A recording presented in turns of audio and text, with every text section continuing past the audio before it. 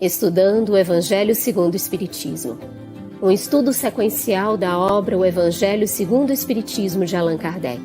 Essa é a nossa forma de transmitir esperança, conhecimento e alegria.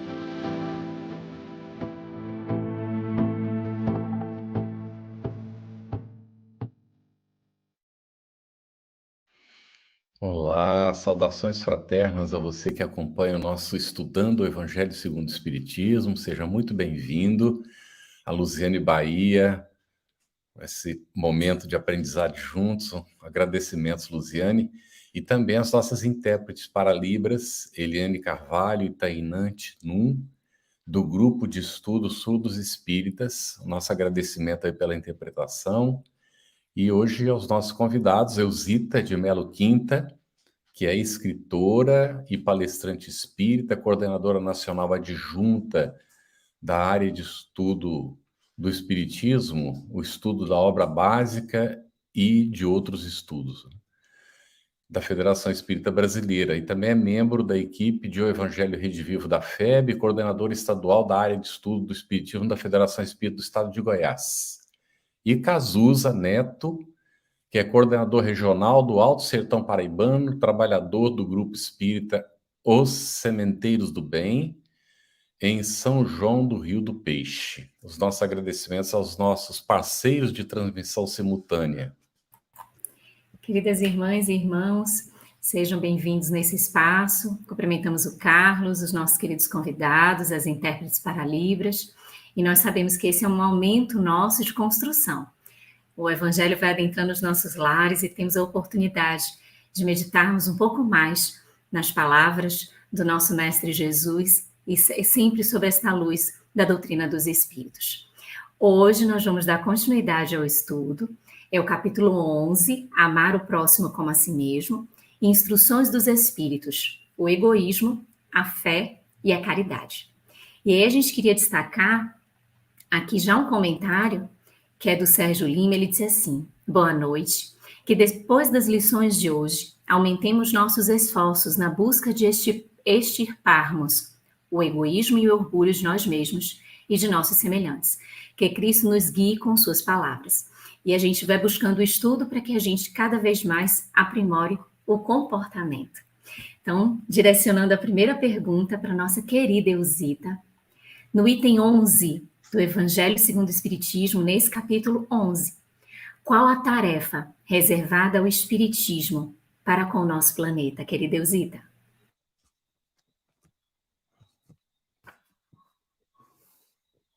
Fechado o microfone. Seu microfone. Isso. Boa noite, Luziane, Carlos, as meninas intérprete em Libras, Cazuza, todos vocês que estão conosco nesse momento. Que as bênçãos de Jesus nos envolvam a todos. Olha que pergunta interessante. Qual que é a tarefa reservada ao Espiritismo? Esclarecem os benfeitores amigos que ao Espiritismo está reservada a tarefa de fazer com que o nosso planeta se eleve na hierarquia dos mundos. E para isso, a Terra tem uma tarefa. Para que se cumpra essa tarefa, qual é?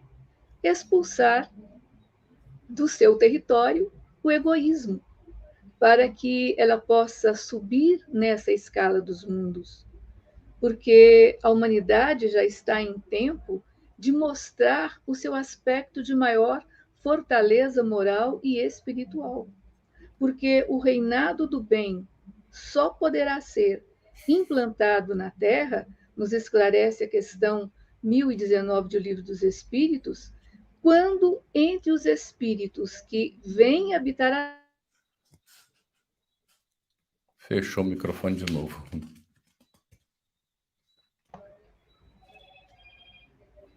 Entre os espíritos que vêm habitar a Terra, prevaleçam os bons. Ok. Muito bem. Nós temos agora no item 11 ainda, perguntar para o Cazuza. Nesta mensagem aqui do item 11, Emmanuel relembra a atitude de Pilatos no julgamento de Jesus ao lavar as mãos. Lembramos que Emmanuel foi testemunha deste cenário, conforme ele mesmo narra em Há 2000 anos, na personalidade de Públio Lentulus. Aqui aborda acerca do antagonismo entre caridade e egoísmo. Aí, Cazuza, nós pedimos se você poderia explicar o que significa esse antagonismo. Boa noite a todos. Muito bom estar aqui com vocês novamente. Essa pergunta, ela nos traz uma grande quantidade de possibilidades a serem utilizadas para reflexão. Uma delas se dá por essa referência que nós temos ao comportamento de Pilatos diante daquele momento muito conturbado em que Jesus era levado até ele, mas e também a pergunta também traz essa referência ao autor do comentário, que agora como Emmanuel, no passado foi o Públio Lentulus, que o próprio se encontra com Jesus e que também manifestou uma atitude de profunda arrogância naquele encontro com Jesus. Não no encontro, que no encontro qualquer espírito mediano que se depara com o espírito crístico, ele meio fica sem reação, que foi o caso dele, como narra o próprio Emmanuel, mas o pós, né, quando o Públio Lentulus chega em casa e ao invés de reconhecer ali a caridade, a cura que Jesus tinha feito com sua filha, ele não o reconhece. Mas então vamos lá. Como é que a gente consegue entender esse antagonismo do Emmanuel hoje, ajudando a humanidade com as suas reflexões, compartilhando com a humanidade o avanço moral que ele fez, e ao mesmo tempo, esse mesmo Emmanuel, à época de Jesus, encontrando-se com Jesus, tinha uma atitude de profundo egoísmo, ali envolvido outros sentimentos filios do orgulho. O destaque que a gente dá para explicar esse antagonismo na verdade, eu acho que não existe aí um antagonismo propriamente dito. O que existe aí é um processo natural de crescimento da criatura humana, né, do espírito. E o antagonismo se dá da gente conseguir simplesmente ver que em um dado momento a nossa ignorância impede que a gente consiga ver todos os benefícios que o despertar consciencial nos oferece. Que evoluir, na verdade, representa ser mais feliz, como o Código Penal da Vida Futura, lá no livro Céu e Inferno, nos diz. É mais feliz aquele que mais virtudes possui. Então, é bonito da gente ver isso, desse processo inteiro de crescimento. Mas, acima de tudo, a gente pode utilizar como reflexão o comportamento do Cristo diante daquele espírito que era o Públio Lentulus, no livro Há 2000 anos, extremamente arrogante, egoísta, mas ali Jesus já via ele, sabendo que daqui a 1500 anos já começava a surgir ali um Emmanuel. Então, nós estamos aqui nessa jornada, o egoísmo ainda faz parte dos nossos corações, dos nossos sentimentos, nos faz sofrer muito, mas naturalmente a gente não pode perder as esperanças, que já já a gente consegue entender que a caridade é o significado da felicidade própria da nossa vida. Só fazendo uma correção, nós não cumprimentamos nem o querido Carlos, nem a equipe que compõe esse estudo. É uma alegria aprender com vocês, meus amigos. Excelente as abordagens, tanto da Eusita quanto do Cazuza, e o quanto é interessante o Emmanuel escrevendo essa mensagem muito reflexiva, muito profunda em relação ao egoísmo. Eusita, no item 12, se os homens se amassem com mútuo amor, mas bem praticada seria a caridade. Mas para isso mister fora vos esforçasseis por largar essa couraça que vos cobre os corações, a fim de se tornarem eles mais sensíveis aos sofrimentos alheios. Como é que a gente pode entender essas palavras, Eusita? Essas belíssimas palavras de Pascal, né? Como é que nós podemos entender? Largar essa couraça que vos cobre os corações. Vamos entender primeiro o que é couraça. Couraça é a armadura feita de metal ou couro que se usava na antiguidade. Os soldados usavam a couraça. E elas lhes protegia, mas também, ao mesmo tempo, emperrava os movimentos. Eles ficavam endurecidos, rígidos. Então, deixar de lado essa armadura, essa couraça, que é a armadura do egoísmo, que endurece os corações e que não permite o olhar da solidariedade, o olhar da fraternidade. Para que a gente tenha a noção exata do antagonismo entre egoísmo e altruísmo, nós temos que entender que é sair do interesse individual e buscar o interesse coletivo. Como muito bem o Cazuza abordou, Emmanuel, àquele tempo, o senador orgulhoso, egoísta, agora reparte com todos nós as suas belíssimas interpretações dos textos do Evangelho, fazendo com que a vida clareie para toda a coletividade.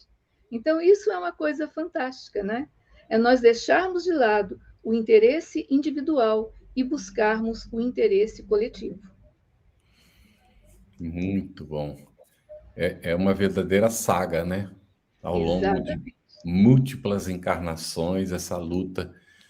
E aí a gente vê que para Públio Lentulus, né, o Emmanuel, levou séculos, né, para ele poder se integrar de fato no trabalho. Agora, depois nós vamos vê-lo como Padre Damiano, né, em Renúncia, Isso. ali já no caminho, né, inclusive orientando Alcione coloca com as palavras tão bonitas que ele coloca na boca dela, um espírito superior. E então nós não estamos desamparados, não é? A oportunidade nos chega. Jesus não se recusou de receber Públio Lentulus, né, que foi procurá-lo sem saber direito nem se encontraria ou não, e Jesus veio ao encontro dele, não é? Então, a gente não nos falta de forma nenhuma o amparo. Mas vamos lá, a nossa situação aqui ainda é examinar essa questão do egoísmo, né? E essa dicotomia aí com a caridade. A gente pergunta, Cazuza, do item 12 também, como podemos exemplificar a vitória sobre o egoísmo, este que é a negação da caridade?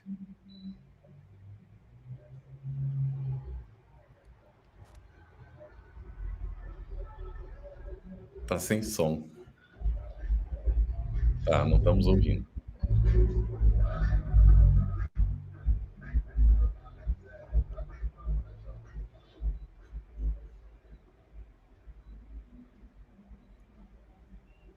Nada.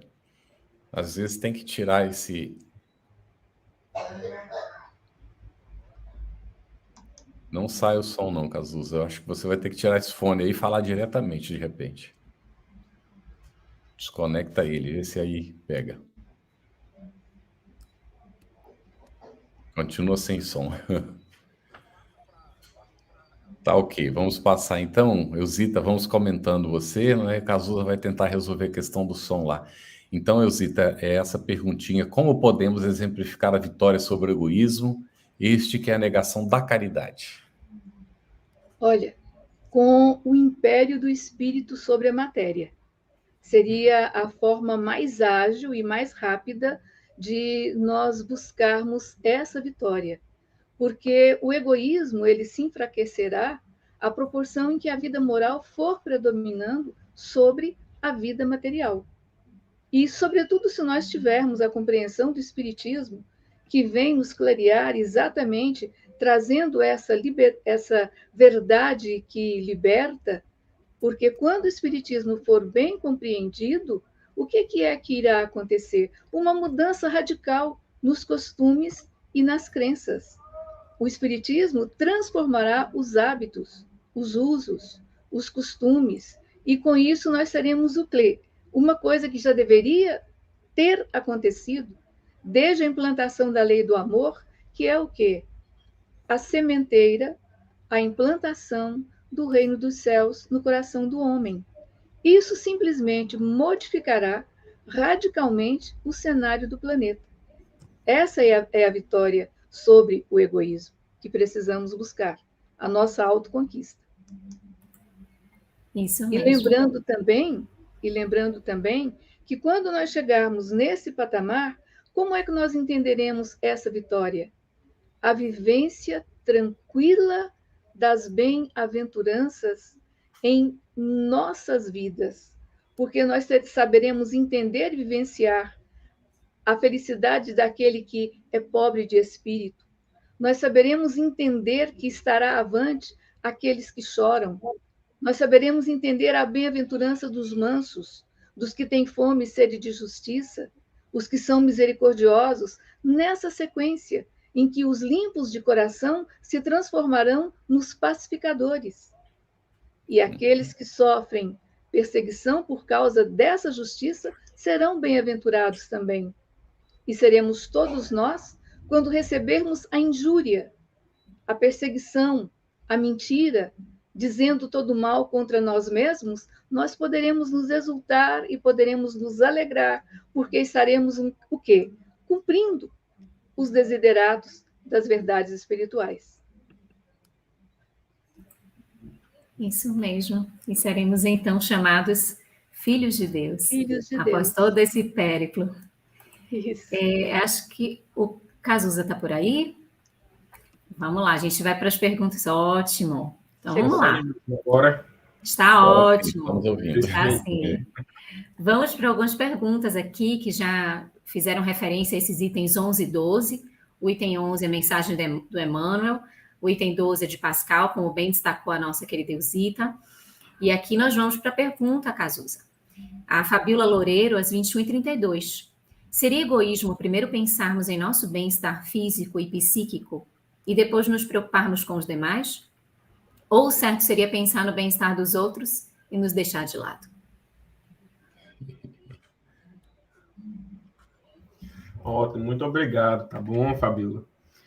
Fabíola, eu acho que nós até chegamos a comentar algo parecido quando nós estávamos estudando na semana passada sobre quem é que a gente deve cuidar primeiro, ou então amar primeiro, nós mesmos ou os outros.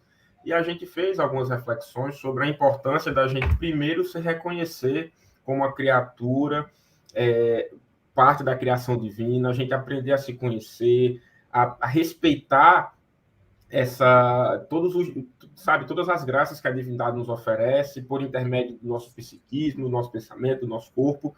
Enfim, primeiro se amar, se conhecer, se cuidar. Porque é dessa forma que a gente vai conseguir reunir os insumos para ter uma referência de cuidado ao outro. Ora, é muito complicado eu pensar em ter empatia, desenvolver compaixão pelo outro, se eu não me conheço, se eu não consigo fazer silêncio interior, se eu não consigo me compreender em termos de criatura necessitada de profundas reformas, fica difícil de eu direcionar isso para o outro. Então, o que eu costumo, é o que eu uso para mim, então, a única coisa que eu posso falar a primeira coisa que eu procuro fazer, embora é sempre uma luta diária, quando eu acordo, é tentar criar comigo uma conexão com a divindade. Então, é cuidar do meu psiquismo, sabe? Tentar dizer, olha, peraí, estabelecer a minha conexão com o Criador. A partir daí, começam-se todos os cuidados com o nosso corpo físico, para que a gente se mantenha bem, e com muita naturalidade, a gente vai conseguir, dilatar esse sentimento de bom senso, de equilíbrio para os outros também. Então, a gente só precisa tomar um pouquinho de cuidado para, dar o nome correto às coisas, né? Não é egoísmo cuidar de si mesmo, tá? O egoísmo é quando eu quero, entre aspas, cuidar de mim em detrimento do outro. Se me permitem, eu queria, de forma muito simples, até para ser pedagógico, dizer mais ou menos o que eu acho que é o egoísmo. O egoísmo é assim, quando você diz, olha, primeiro eu, depois os meus, para os outros nada. Isso é egoísmo, entende? Então, o egoísmo é quando a gente tem uma referência de bem-estar para mim, no máximo para aquelas pessoas que eu gosto. Agora, para os outros, eu não os reconheço como parte da grande família humana, né, que eu estou inserido. Então, isso é egoísmo. Então, só a gente não confundir, né? Muito bem, Cazuza. Eu me lembro que ouvi o Haroldo Dutra uma vez fazendo a comparação com a gente dentro do avião. Aí, de repente, dá aquele problema e as máscaras caem. A orientação que a gente recebe toda vez que entra no avião é primeiro coloque a máscara para você e depois ajude quem estiver do seu lado se a pessoa precisar. Porque se você vai colocar a máscara no outro, enquanto isso você fica sem oxigênio e desmaia, aí como é que fica? Não é? Então, a gente tem que estar atento a isso. Nós temos, não é só o direito, mas o dever de estar bem conosco mesmo, não é? De nos sentirmos bem, sentir satisfação na vida, de ser filho de Deus e de ter a disposição de poder e a oportunidade de poder ser útil ao semelhante, não é? Mas aí o indivíduo, como o Cazu está colocando, se alimenta, e ele se alimenta muito bem, não é? Chega até a exagerar, mas o outro, sei lá, né? Ele deve encontrar por aí o que se virar, não é? Então, de fato, é egoísmo puro, né? Bom, a Ângela também colocou uma pergunta relacionada com egoísmo aqui, Elzita. Por que egoísmo é a fonte de... Por que o egoísmo é a fonte de todas as misérias terrenas? Como combatê-lo? Olha, Ângela, o egoísmo é a fonte de todas as misérias terrenas, porque ele exatamente tira o nosso olhar do mundo à nossa volta. Ele faz com que nós voltemos simplesmente para nós. Como bem colocou o Cazuza, para mim tudo, para o outro nada. Não é? E o que é que isso acontece? Por que é que isso acontece? Porque nós estamos tão cheios de nós mesmos que nós não temos condição de observar o sofrimento do outro, a necessidade do outro, e se puder a gente ainda atrapalha o outro, e daí o que acontece? É o reino da miséria. Agora, como combater? Nós não vamos combater o egoísmo e nem vício algum. Nós vamos fazer o quê? Nós vamos transformar o egoísmo em altruísmo. Sair dessa caça-mata, sair dessa couraça de extremo cuidado com a gente mesmo e se abrir para perceber o outro. Usar a própria energia desse egoísmo para ser transformado em altruísmo, que é o quê? Que é o seu cuidado com o outro, o meu cuidado com o outro. É assim que nós temos que fazer. E isso através do quê? Da vivência do Evangelho em nosso coração. Linda, Elzita. Ô, Cazuza, tem uma pergunta aqui que, na verdade, me parece um comentário. É da Conceição, às 21h35, ela disse assim: como vocês são omissos, só pregam dentro dos centros, quando Jesus foi às montanhas e às cidades. E aí, Cazuza? Conceição Novaes, né, minha querida? Primeiro eu agradeço por você manifestar a sua opinião, ou não sei se era uma pergunta, mas vejamos, olha só. Existe uma coisa que eu partilho com vocês aqui com toda a humildade, é só uma partilha, que eu costumo brincar nas minhas palestras, chamando que é a síndrome do missionário. O que é que eu chamo de síndrome do missionário? Brincando, né? E é aquela mentalidade que muitos de nós ainda nutrimos, e neste caso, na minha avaliação, se referindo à síndrome do missionário, que é uma brincadeira que eu uso, e na minha avaliação, ela é produto de uma certa vaidade que muitos de nós desenvolvemos de nos acharmos no direito de realizar as grandes coisas ou na condição de mudar o mundo externo a nós assim de forma mais rápida. Ora, se fosse para assim ser, Deus já teria feito isso no estalar de dedos, porque ele tem condições. Mas o que é que acontece? De nossa parte, o que a gente pode fazer dentro da nossa existência é nos tornarmos o melhor espírito que a gente pode ser. É o máximo que a gente pode fazer. Naturalmente, as demandas elas vão chegando para a gente, porque quando o trabalhador está pronto, o trabalho aparece. Então, o fato da gente estar nos centros espíritas, estudando, desenvolvendo laços de fraternidade, aprendendo, na verdade, é aquilo que a gente pode fazer agora. Então, veja só, se a gente, neste caso aí, né, imagine que a gente agora saímos todos nós nas ruas, qual é a pauta, qual é a proposta? Porque o outro ele só muda se ele quiser. Não é obrigação minha fazer o outro mudar. O máximo que a gente pode fazer é se desenvolver, despertar nossa consciência, ser a melhor criatura que a gente pode ser. Então, de maneira nenhuma, eu acho que nós somos omissos porque a gente desenvolve nossos estudos dentro da casa espírita, né?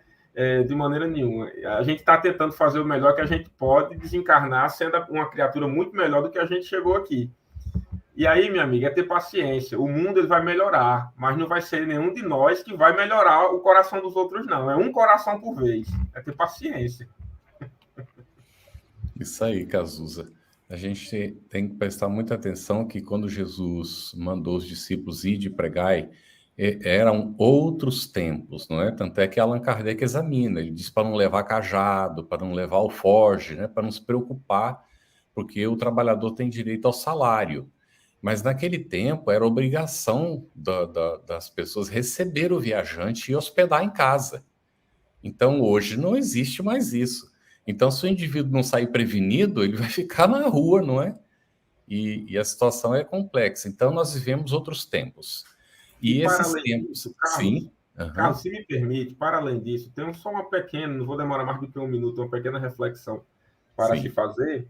É que assim, olha só, Jesus, segundo Emmanuel, é o governador espiritual do planeta. Segundo Emmanuel também, no livro A Caminho da Luz, é um espírito crístico. Isso. Envolvido no processo de construção do nosso planeta, no livro A Caminho da Luz.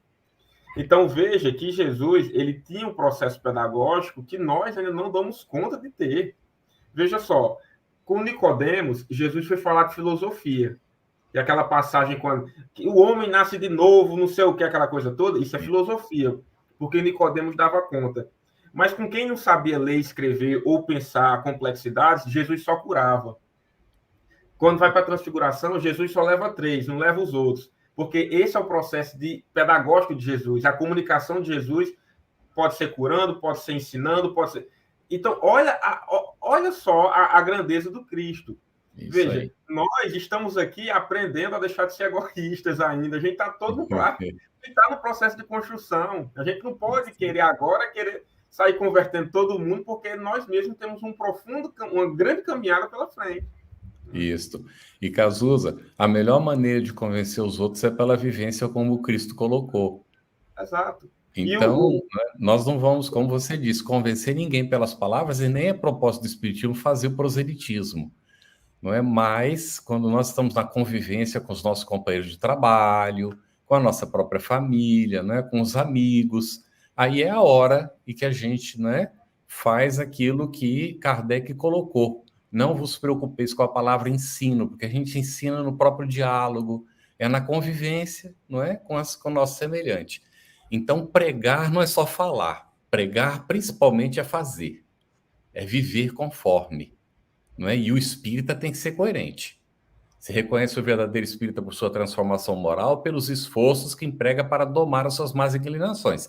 Se não estiver fazendo isso, ainda não é espírita. Pode até gostar muito, achar bonito, né, Elzita? Mas... Exatamente. E lembrando São Francisco de Assis, pregai pelo exemplo. Isso aí. Se necessário, use palavras. Então, que o espírita possa fazer isso.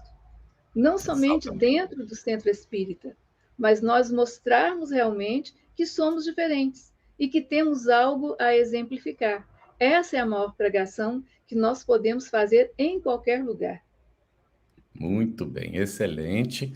Muito boa a provocação que ela fez, né? A gente pôde examinar isso. Muito bom. A Ângela Jucá nos coloca, Elzita, por que o egoísmo nos impede de praticar a caridade? Qual a melhor maneira de praticá-la?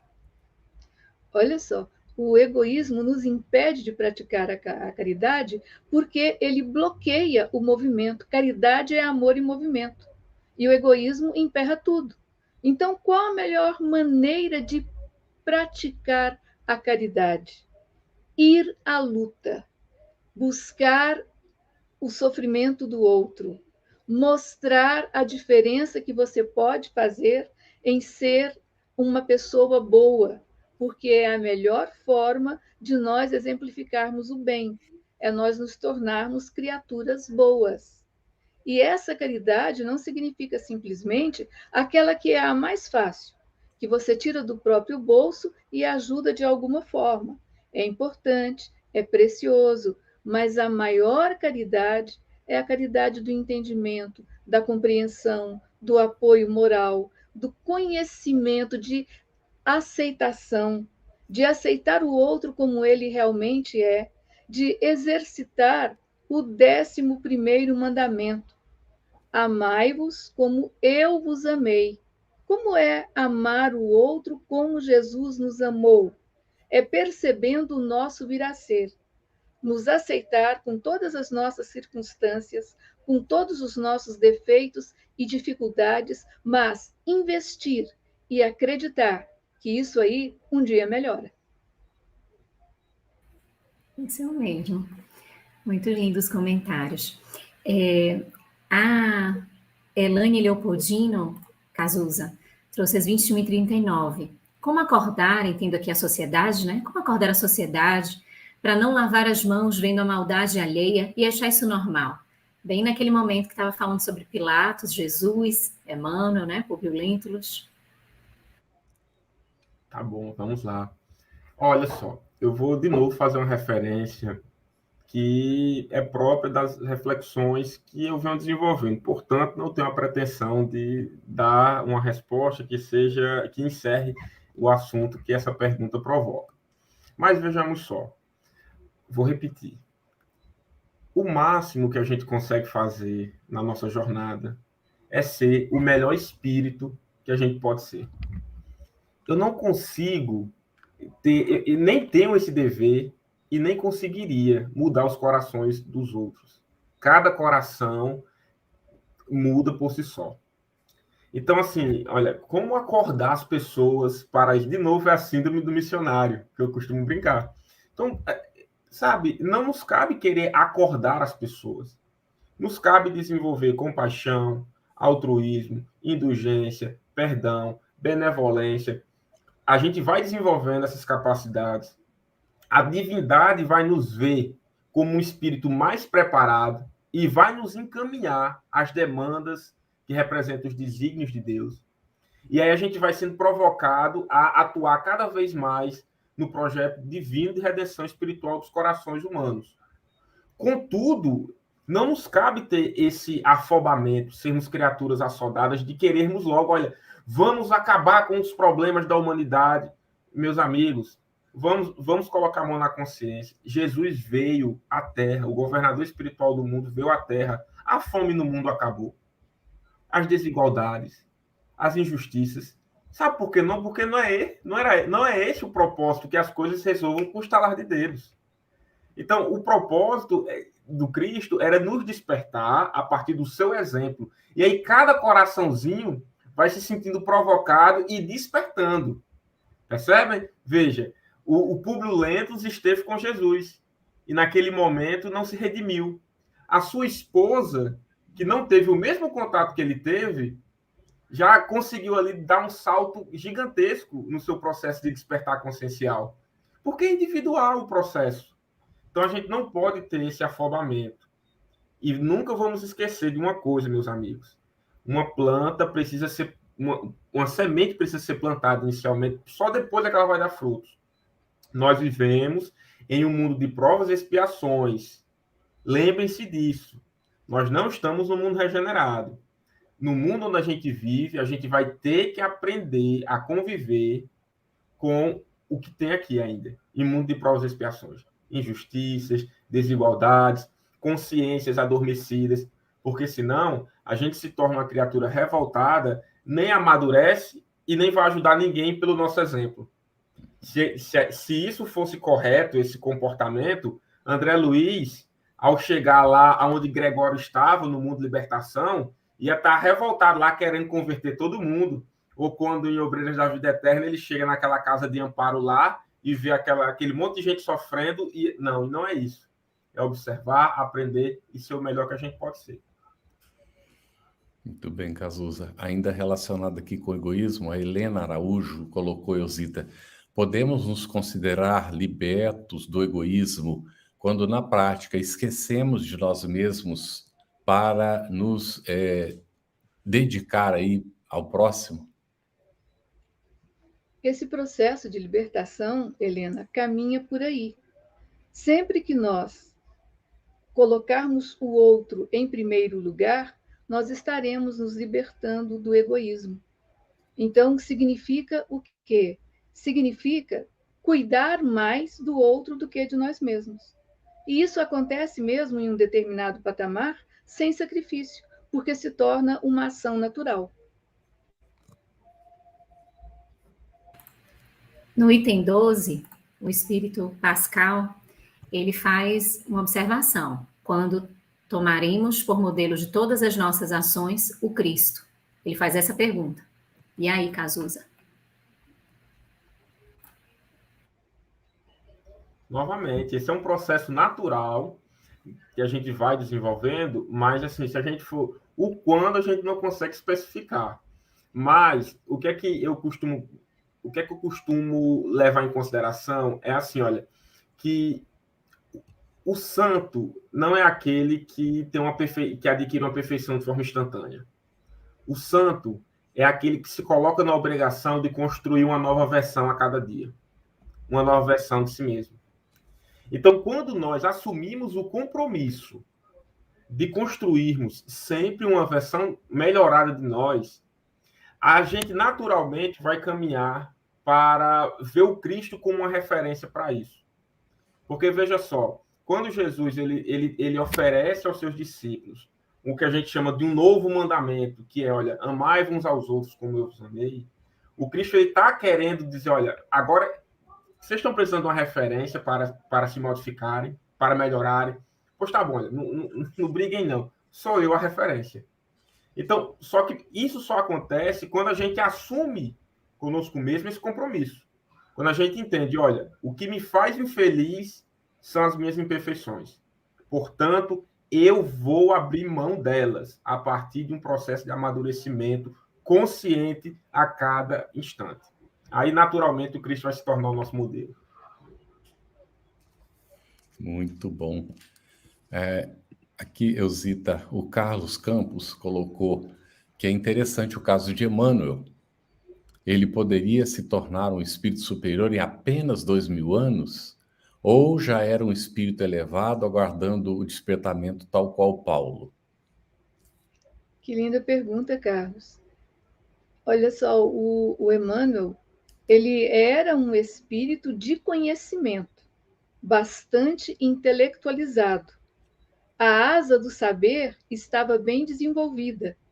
A asa do amor ainda não. Nesses 2000 anos, ele começou a desenvolvê-la e chegando a caminhar para o estágio de um espírito de categoria superior agora na atualidade.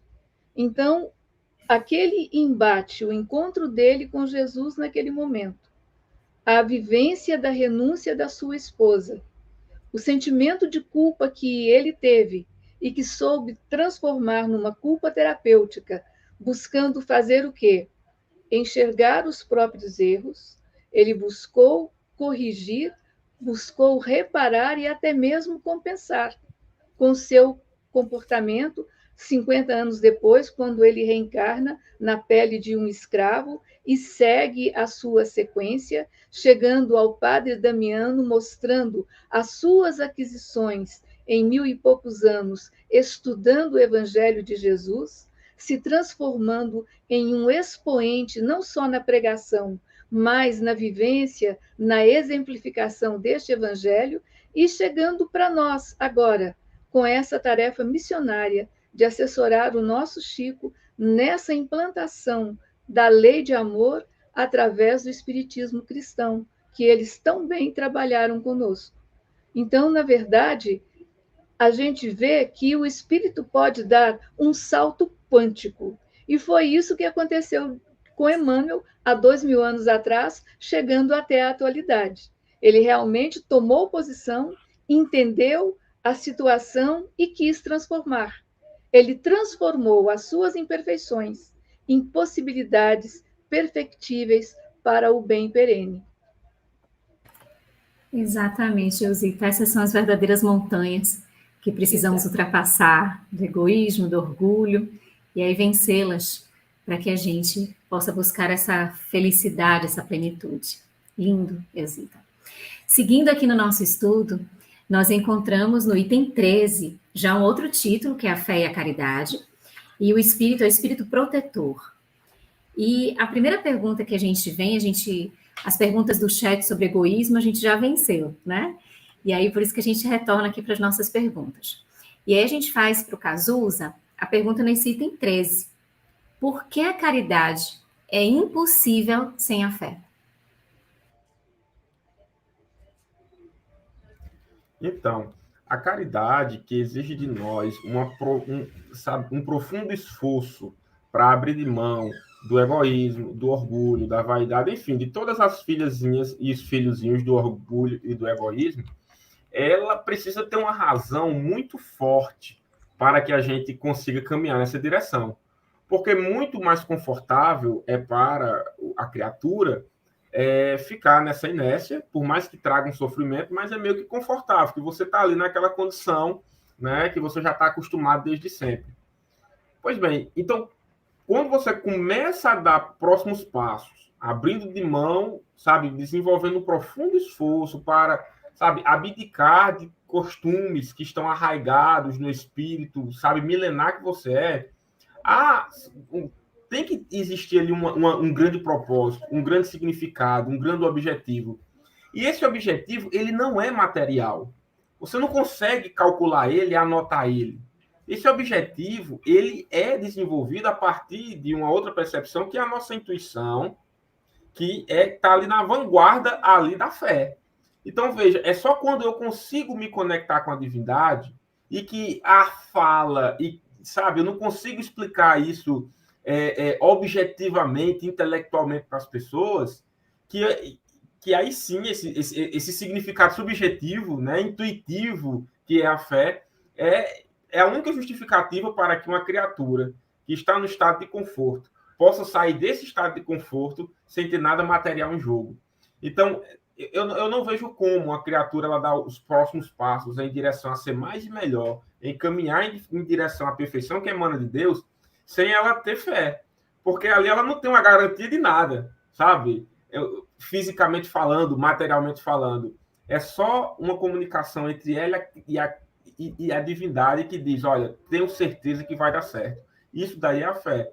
Então, sem desenvolver também essas habilidades, sabe, subjetivas da criatura humana, a gente não consegue caminhar passos largos. Muito bem. Aqui nós vamos ainda dentro do item 13, Elzita, agora. Como entender que a vida terrestre tem que servir exclusivamente ao aperfeiçoamento moral, como comenta aqui um espírito protetor? Olha só, a vida terrestre é um curso de aperfeiçoamento.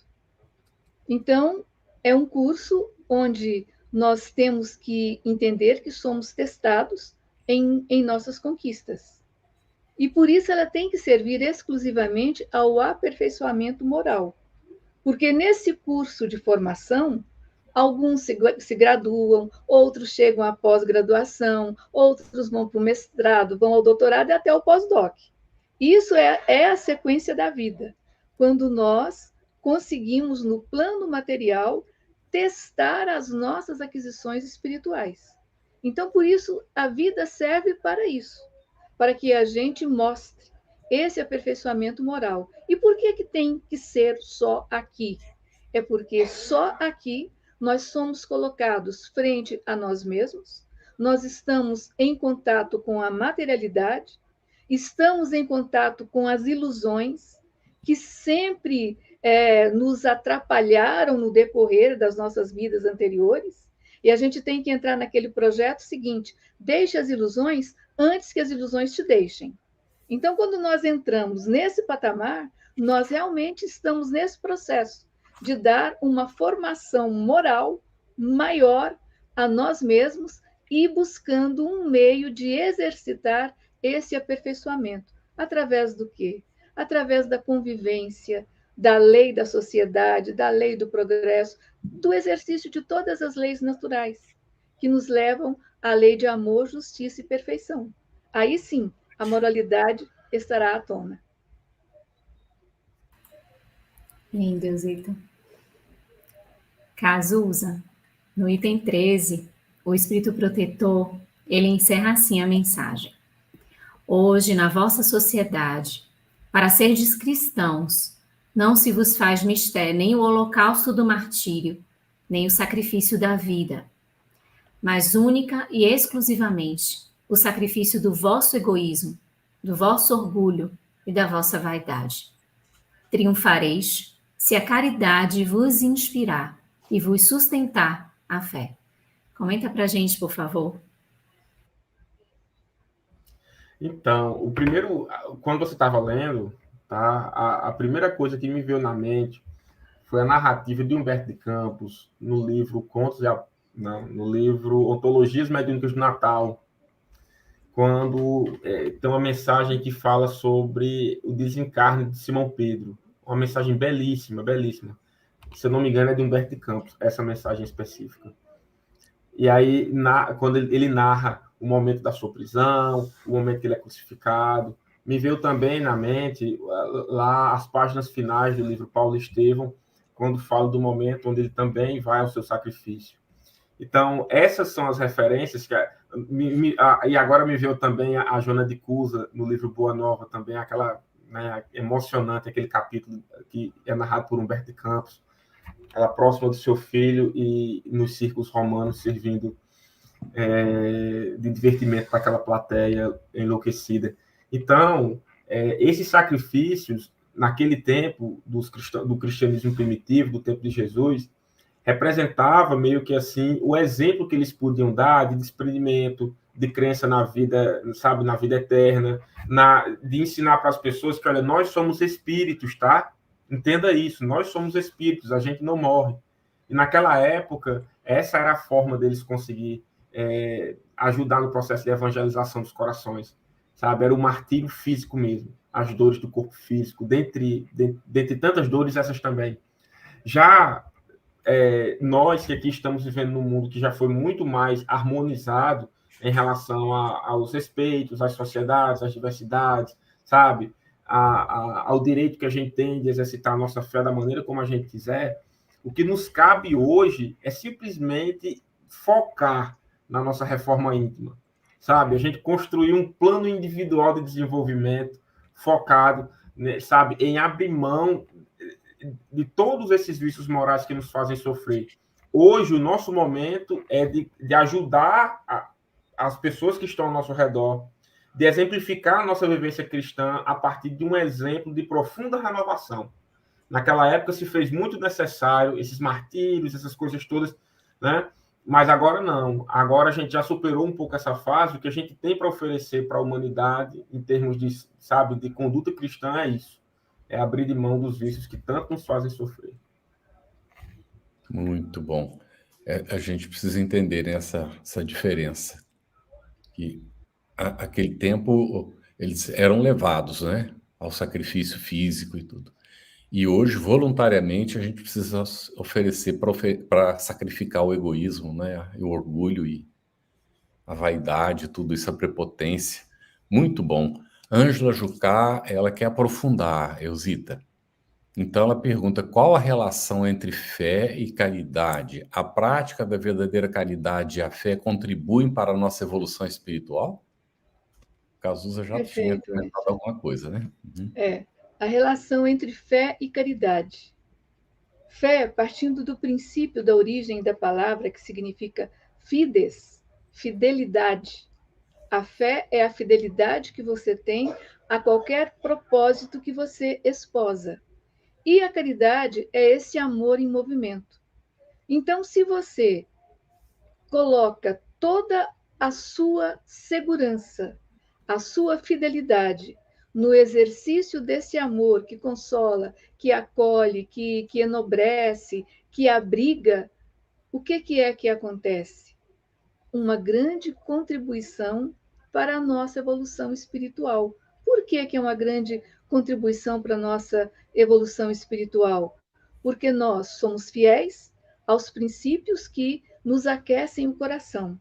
Nós somos fiéis aos ensinamentos do Evangelho que traz para nós essa perspectiva da realidade espiritual, que a morte não existe como extinção de vida. A gente passa a entender que a gente só leva da vida a vida que a gente leva. Então, como diz o Cazuza, vamos mostrar o nosso melhor. Vamos levar a nossa vida da forma melhor que nós pudermos, em termos de construção da nossa identidade espiritual, deixando de lado os ismos, o egoísmo, usando todas as possibilidades de transformar os nossos vícios em virtudes, para que nós nos fortalecemos com os recursos que a gente tem. E quais são os recursos que a gente tem? Todas as experiências que já vivenciamos. Então, nós não podemos esquecer de que somos criaturas perfectíveis, espíritos imortais, e que estaremos sempre em contato conosco mesmo. Então, fazer de nós o melhor que pudermos ser é viver sempre em boa companhia, e isso ajuda a caminhar. Excelente. Cazuza, Daniel Rosa, às 21h45, pergunta: se a fé é mãe da caridade, por virtude primogênita, é o que nos conduz ao bem como base da regeneração individual e coletiva, na sublimação do egoísmo, como obstáculo ao progresso moral e social?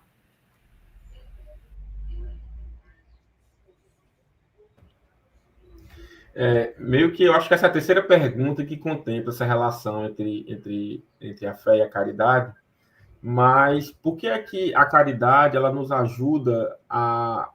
Primeiramente, vamos falar da caridade. Por que é que ela nos ajuda nesse processo, sabe, de renovação? Por que é que a gente entende que fora da caridade não há salvação? Por que é que o Kardec ele comprou essa ideia, né? E hoje a gente entende que isso é a bandeira do espiritismo, sabe? Do espiritismo em ação. Porque a caridade, ela nos provoca a caridade autêntica, como Jesus a vê, né? A benevolência, a indulgência, perdão. Além disso, também o desprendimento das coisas materiais, a ação e tudo mais, ela nos obriga a uma atitude de mudança, a uma atitude de regeneração, a uma atitude de abrir de mão daquilo que nos impede de caminhar em direção ao outro. Não tem como eu ser uma pessoa caridosa, efetivamente, antes eu ter desenvolvido a compaixão, sabe?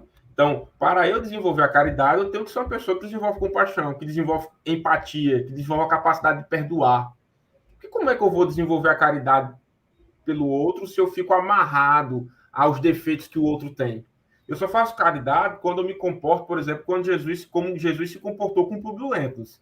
É olhando para o senador romano, mas olhando daqui a 2000 anos, vendo Emmanuel lá na frente, sabe? Então, e esse conjunto de exigências que a caridade faz a criatura humana, faz com que eu efetivamente vá me transformando, abrindo de mão do egoísmo, do orgulho. Porque não existe essa história de combater o vício. Você tem que transformar, eu acho que a Eusita falou isso também hoje, os vícios morais eles precisam ser transformados. Como é que eu transformo o vício moral? É sufocando ele, tirando o oxigênio dele a partir do nascimento de virtudes que o substituam. Então, eu combato o egoísmo, o orgulho, a partir da humildade, a partir da prática da caridade. Uma vez que eu consigo realizar esse processo de construção interior, sabe, de vivência numa coletividade de forma saudável, que o meu coração se transforma, sabe, gente, isso eu já vi na prática diversas vezes acontecer. Naturalmente, a célula humana que me cerca começa a sentir o impacto da minha transformação. Gente, e isso daí eu posso garantir a vocês. Quando a gente se transforma um pouquinho para melhor, a família, as pessoas que trabalham conosco, naturalmente sentem um impacto dessa nossa transformação. Como consequência disso, essa célula humana, social, começa a se modificar. Seja ela família, estou usando família porque sabe, a primeira célula ali humana. E assim as sociedades elas vão se modificando. A grande colaboração que o Espiritismo traz para a humanidade, se eu não me engano, Kardec desenvolve esse raciocínio na Gênese, se eu não me engano é na Gênese, é quando a gente vai expandir o pensamento espírita, a prática espírita no meio da nossa sociedade. Mas é a partir do exemplo, tá, gente? A gente tem um compromisso de transformar o mundo, temos, mas é a partir do nosso exemplo. Isso é preciso deixar claro. Então, por isso, meu amigo, não me recordo o nome da pessoa que fez a pergunta, por isso que a caridade, ela precisa da fé para existir. E uma vez que eu consigo desenvolver ela, eu consigo transformar o ambiente que eu vivo. É assim que o mundo vai melhorar. Agora só tenha paciência, viu? que nenhum de nós aqui encarnados nessa atual reencarnação veremos a Terra ser um mundo de regeneração.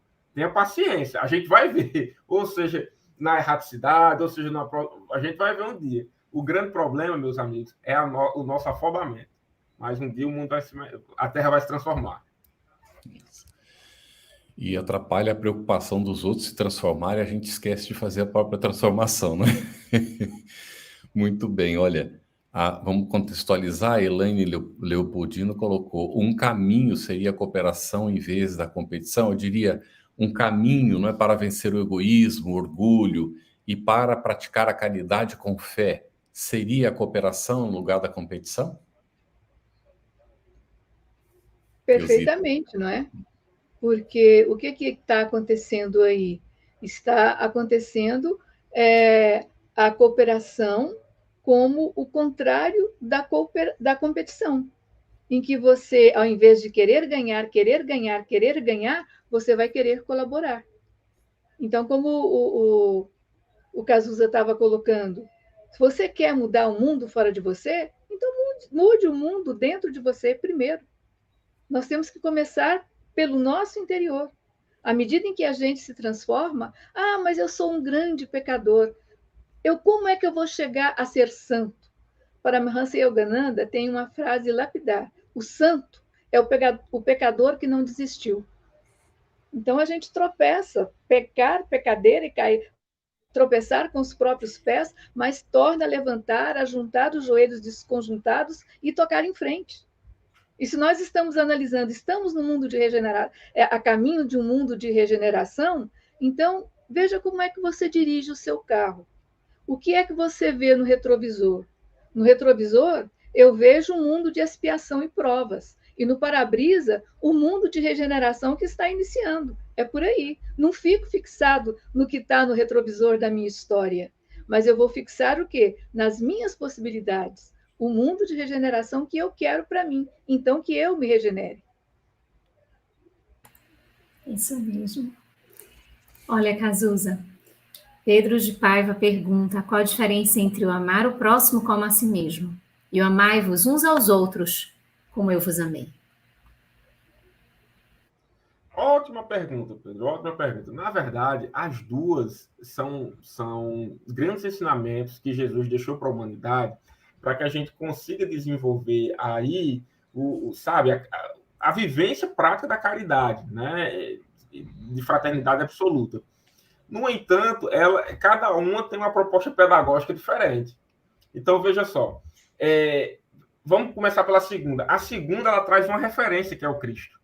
Então, essa segunda, ela é muito mais fácil de ser ensinada e de ser aprendida. Porque, veja, eu estou dizendo, olha, amai-vos uns aos outros como Jesus nos amou. Aí a pessoa vai entender, mas o que foi que Jesus fez?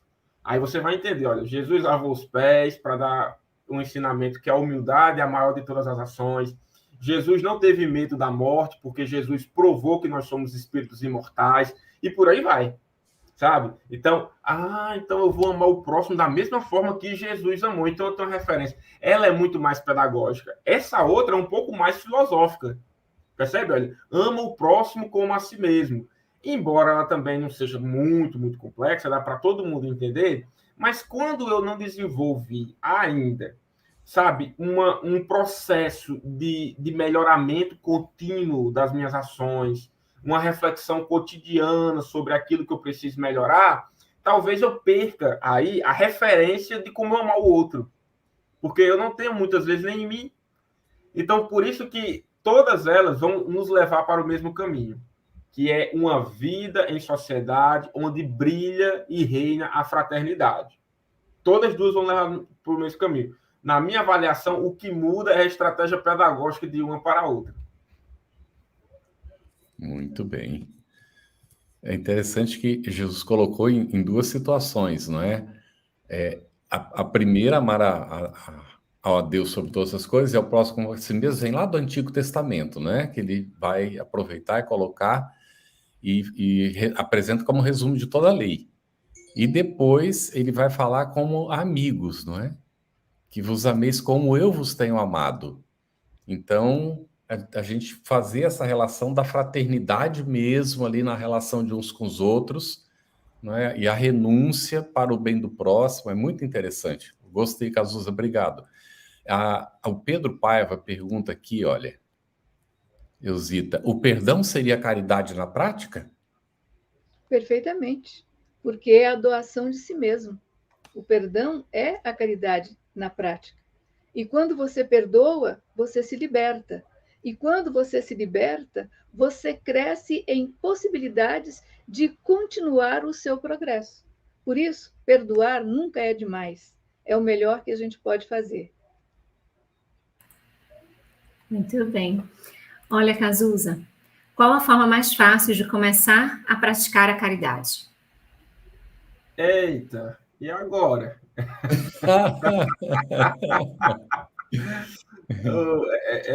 Essa pergunta, ela é bem... Eu acho que é o Simão Pedro que brinca, dizendo que aquela pergunta do Livro dos Espíritos que diz qual o meio eficaz, né, e prático para superar, né, que ele diz que é uma pergunta mineira que ela quer logo o resultado, né, o meio prático, eficaz, que é uma coisa logo direta, quer ser muito expulso. Ele faz essa brincadeira em uma palestra que eu já assisti dele. E aí essa pergunta também traz essa característica, qual é a forma mais fácil de começar a praticar a caridade? Olha, eu acho que não existe uma regra, um método que as pessoas possam desenvolver. Eu acho que cada um de nós deve começar a praticar a caridade da forma que está mais próximo de nós, sabe? Da forma que está mais perto, mais simples, que a gente pode, que está ao nosso alcance, entende? Contanto que ela seja autêntica, que ela seja verdadeira mesmo, que a gente entenda, antes de tudo, o conceito, que é abrir de mão de todo e qualquer interesse que a gente tenha, de toda e qualquer vaidade, de todo e qualquer egoísmo nas nossas ações, e a gente comece. Por isso que, assim, o que eu posso oferecer como, sabe, como sugestão para qualquer pessoa é avalie o que está próximo de você, no seu dia a dia, no seu entorno, e consegue elencar algumas ações de doação de você mesmo, você mesma, para o outro. Sabe? E aí veja o que é que está mais próximo. Às vezes é lavar só uma louça, sabia? Sabe? Às vezes é só lavar uma louça, só varrer a poeira da casa. Isso. Sabe? Às vezes é só colaborar, a varrer a calçada, colocar o lixo fora. Talvez isso já é um grande começo. Não estou dizendo que é só isso e acabou, não. Mas a pergunta foi qual é a forma de começar. Então, às vezes, só isso já é a grande forma de começar. A gente já consegue uma mudança, né? Excelente, Cazuza. Nessas coisas simples, né, que você citou, lavar a louça, ao invés de ficar brigando com o outro, a sua vez de lavar a louça. Se está tendo tempo para brigar, porque está livre, vai lá e lava, e pronto, não é isso? Leva o copo d'água para o esposo ou para a esposa, né? Às vezes, as coisas simples do dia a dia. É ensinar os filhos a ter responsabilidades também, a caridade, não é? Para eles não ficarem independentes e mais tarde se sentirem inúteis e recorrer à droga, não é? Então, é muito interessante, muito bem. Se começa nas pequeninas coisas mesmo, naquilo que a gente às vezes não dá importância. Ali é onde está o segredo, às vezes. E calar, quando alguém fala aquilo que a gente não gostaria de ouvir, a gente ouve, engole e fica calado, não é? Exato. Sim. Só um adendo, se me permite, até desculpa por ter interrompido você. Às vezes, a gente fica procurando o que eu chamo de clichês da caridade. O que são os clichês da caridade? É assim, vamos visitar uma casa que abriga idosos, que abriga crianças, um presídio, né? Porque meio que todo mundo já pensa nisso. Só que às vezes você tem uma avó ou uma bisavó que queria tanto que você fosse lá, desse um cheiro nela, sabe? Conversasse com ela, com ele, passasse meia horinha lá. Aí você não passa, aí você vai visitar a casa de acolhimento de idosos, porque é meio que, sabe? Então não existe esse roteiro. Por isso que eu digo, olha no seu entorno, né? Vê o que é que... Muito bom. Eu vou alertar o pessoal, o tempo está acabando, viu, gente? A gente tem 3 perguntas, acho que só dá tempo para mais essas que estão aqui mesmo.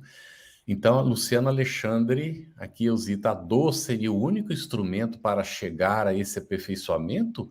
Ou seja, eliminar o egoísmo, o orgulho e a vaidade? Será que é só através da dor? Não, nunca só através da dor. Nós evoluímos através do amor e através da dor.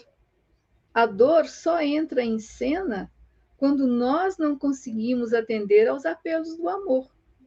Então, a dor é um recurso pedagógico, sim, mas ela só acontece quando nós fazemos ouvidos moucos aos chamamentos do amor, ao entendimento, ao uso da caridade, a essa sua sensação de se tornar útil, como o Cazuza tão bem colocou, nas coisas simples. Caridade é senso de utilidade. Como você pode ser útil na sua casa, com seu próximo mais próximo? Aí estamos no exercício da caridade, estamos no exercício do amor.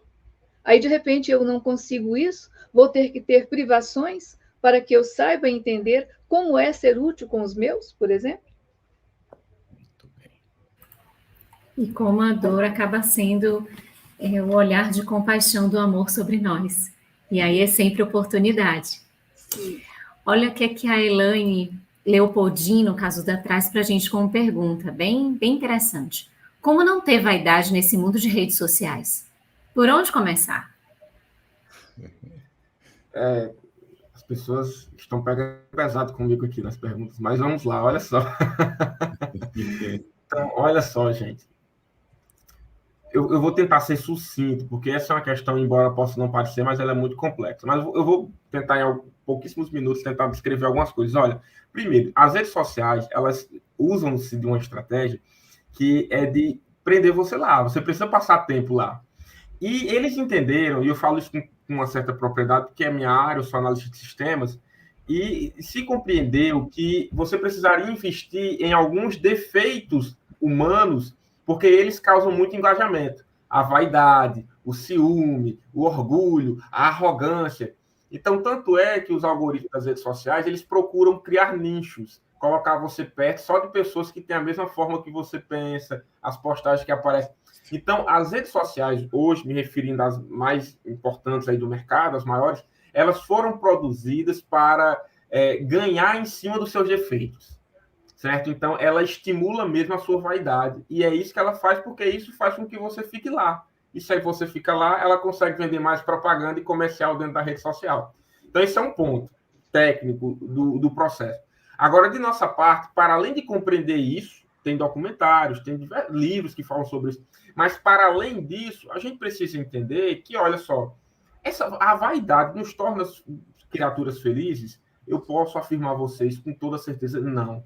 A vaidade, ela é o seguinte, olha, eu quero ouvir que eu sou bom. A vaidade, o orgulho é aquele sentimento que diz, olha, eu sou melhor do que você. A vaidade é o sentimento que diz, diga agora que eu sou melhor do que você. A vaidade é aquele casal quando briga e um diz pro outro, ó, só faça as pazes se você assumir que estava errado ou que estava errada. Essa é a vaidade.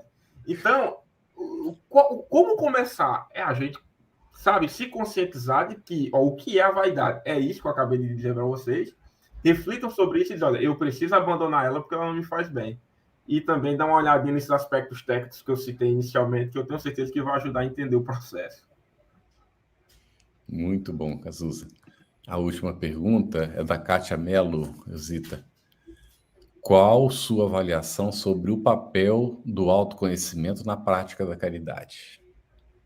Beleza, Kátia. O papel do autoconhecimento é essencial, porque se você se conhece, você tem possibilidade de agir com mais acerto. Se você se ignora, você vai agindo por instinto, por vaidade, como colocou aí o Cazuza, e não é por aí que nós temos que caminhar. Nós temos que entender que nos conhecer é a grande chave libertadora, porque você vai conhecer exatamente a sua capacidade, o seu potencial, você vai se posicionar entendendo com as suas características o outro como ele é e sabendo que não é um elogio, não é uma mensagem que vai te fazer mal ou que vai te fazer bem. Porque se autoconhecendo, você chega a um nível de consciência em que você pode se dizer, como dizia o professor Huberto Holden, não sou melhor porque me louvam, nem sou pior porque me censuram. Sou o que sou, aos teus olhos, Senhor, e à luz da minha própria consciência. Então, autoconhecimento é a consciência de você por você mesmo. E isso é importante. Muito bom. Lu, vamos fechar juntos? Eu um, você outro? Vamos lá. Os nossos encontros semanais ficam gravados e estão disponíveis gratuitamente para você. O estudo está disponível também em podcast, no Spotify e nas demais plataformas de áudio streaming. Bom, para mais informações, você pode acessar o nosso estudo no Telegram, @estudo_se_FebTV. Para encontrar todo o conteúdo do estudo, basta você acessar o site www.febtv.com.br/estudo-ESE. A FebTV disponibiliza 3 oportunidades de estudo das obras básicas do Espiritismo. Estudando o Livro dos Espíritos, sempre às segundas-feiras, às 20 horas. Estudando o Livro dos Médiuns, às terças, às 20 horas. E estudando o Evangelho segundo o Espiritismo, sempre aqui, conosco, às quintas-feiras, às 21h30. Apoie a FebTV, por favor, não é? Ajude a manter este e outros estudos no ar acessando febtv.com.br. No nosso próximo estudo, continuaremos com o capítulo 11, Amar o Próximo como a Si Mesmo, Instruções dos Espíritos, Caridade para com os Criminosos. Deve-se expor a vida por um malfeitor? Até a semana que vem, gente. Tudo de bom. Muito obrigado, Cazuza, Elzita, as nossas queridas intérpretes e Luziane pela parceria.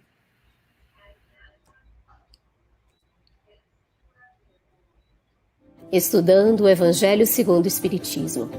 Um estudo sequencial da obra O Evangelho segundo o Espiritismo de Allan Kardec. Essa é a nossa forma de transmitir esperança, conhecimento e alegria.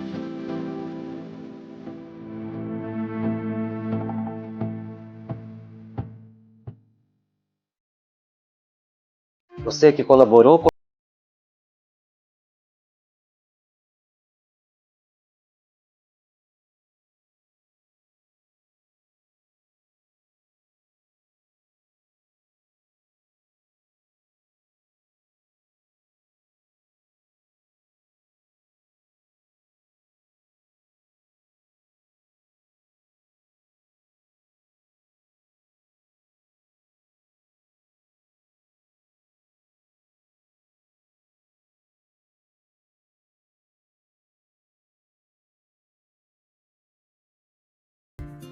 Iniciamos hoje a campanha Conheça a Federação Espírita Brasileira, que busca mostrar quem ela é.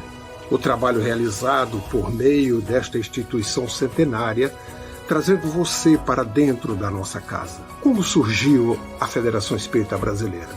De Augusto Elias, o seu fundador, aos dias de hoje, o que ocorreu? Quem foram e quem são os vultos que fizeram e fazem parte dessa história? Qual a relação de nomes como Chico Xavier, Bezerra de Menezes, Ivone Pereira com esta instituição? Qual a sua missão? Como ela atua na formação do homem de bem? Apresentaremos a Federação Espírita Brasileira em formato dinâmico com vídeos, depoimentos, postagens históricas, áudios. Conheça e faça parte desta família.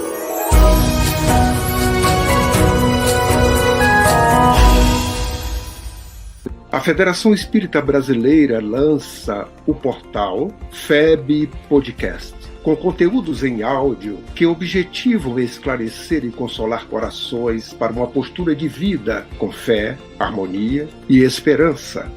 Diretamente dos estúdios da Federação Espírita Brasileira, está começando o podcast Espiritismo em Pauta. Você está ouvindo o podcast Estudando o Livro dos Espíritos. Olá, eu sou o Thiago Toledo e você está ouvindo o podcast do Cidadão do Universo.